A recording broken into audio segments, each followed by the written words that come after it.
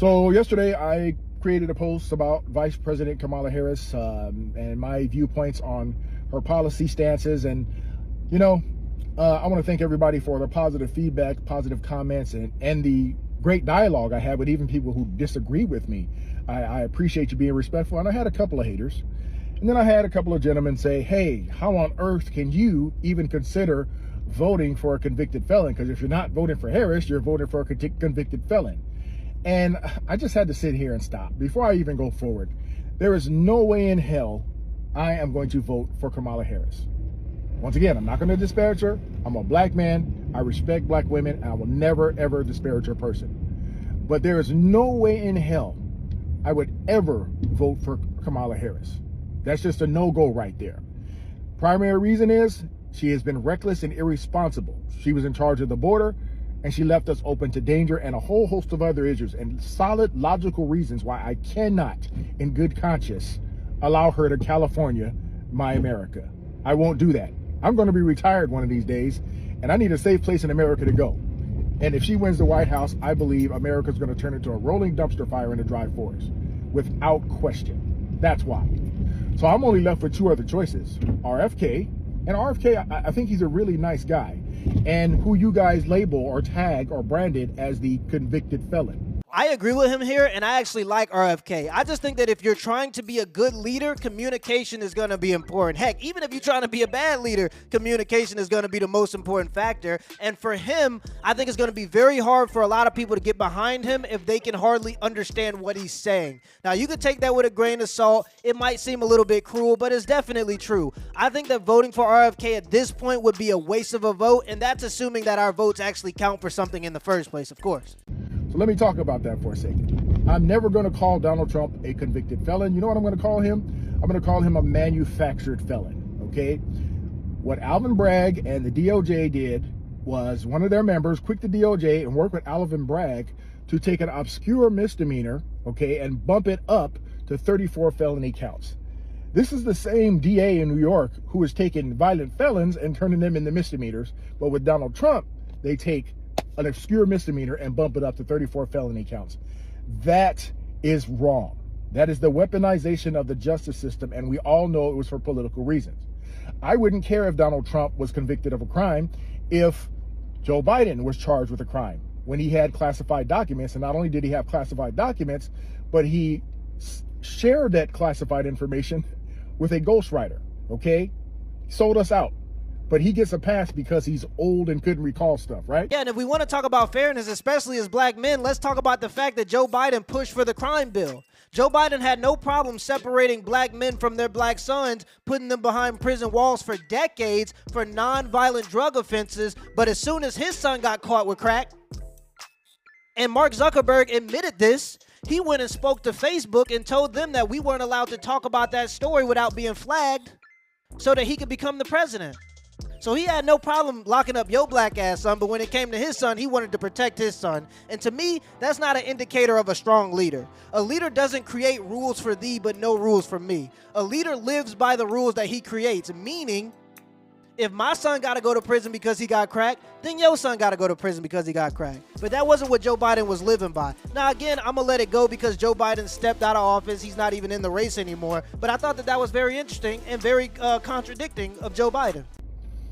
I wouldn't have a problem with Donald Trump being convicted, right? If Hillary Clinton would have been convicted. This woman literally obstructed justice and destroyed crucial evidence when it related to the classified emails. Do you know what would happen to me as a police officer if I destroyed evidence? I would be fired and put under the jail, and I should be, okay?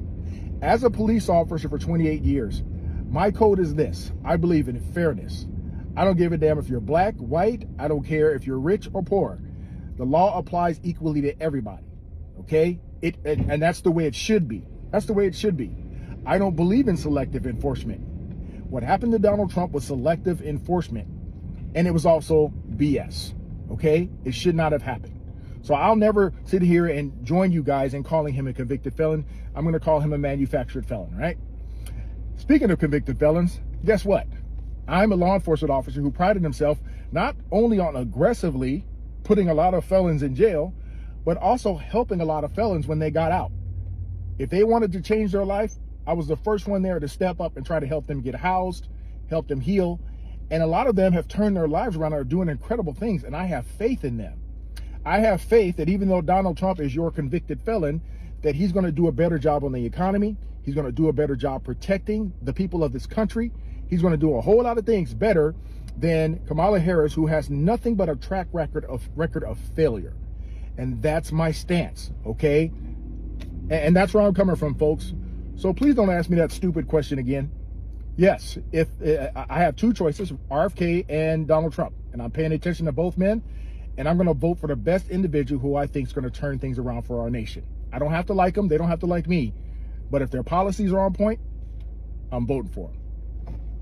I agree with this police officer, and as a black man who has a black family that he feels like he needs to protect and provide for, this is an open and closed case for me. I don't care about what skin color Kamala Harris is. Trump is over here talking about taxing countries that have taxed us. He's talking about bringing jobs back to America. He's talking about selling oil, further boosting the economy to other countries. He's talking about strengthening our borders and stop giving our tax money to other countries. And this is what Kamala's talking about. And now, Wisconsin, the baton is in our hands.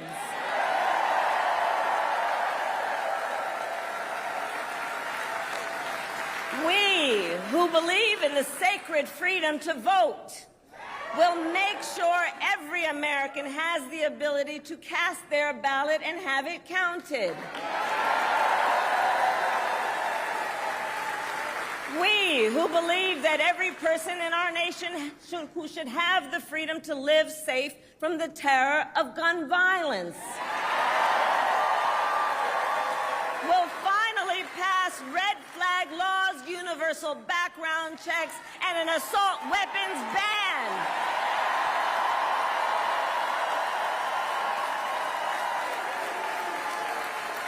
And we who believe in reproductive freedom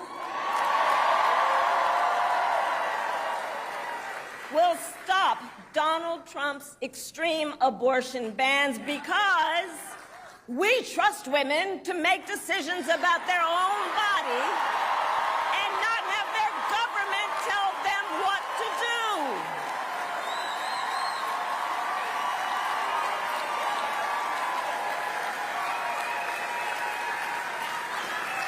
And when Congress passes a law to restore reproductive freedoms as President of the United States, I will sign it into law.